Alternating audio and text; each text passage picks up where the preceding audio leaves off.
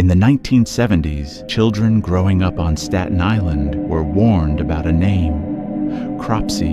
It was a story told to keep children close to home, to stop them from wandering into the trees or exploring the abandoned places that dotted the island. The details changed depending on who was telling it. Sometimes Cropsey had a hook for a hand, sometimes an axe.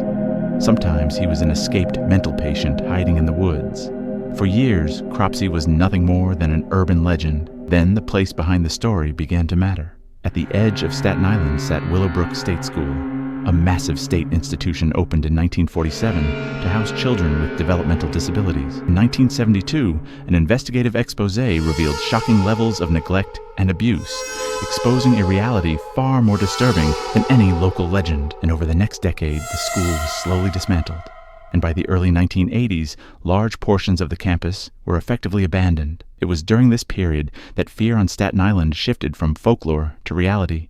Throughout the 1970s and 1980s, several children from the borough disappeared. Some were never found. Then, in July of 1987, a 12-year-old girl named Jennifer Schweiger went missing. She was last seen not far from the abandoned Willowbrook grounds. The investigation led police to Andre Rand, a former Willowbrook employee who lived in makeshift camps in the surrounding woods. To many locals, he was already familiar, not by his real name, but by the one they had grown up fearing, Cropsey. Rand was convicted of kidnapping Jennifer Schweiger, though the jury could not reach a verdict on the murder charge.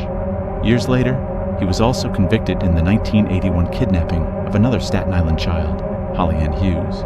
Still, not every disappearance was explained, and some cases were never conclusively linked to him.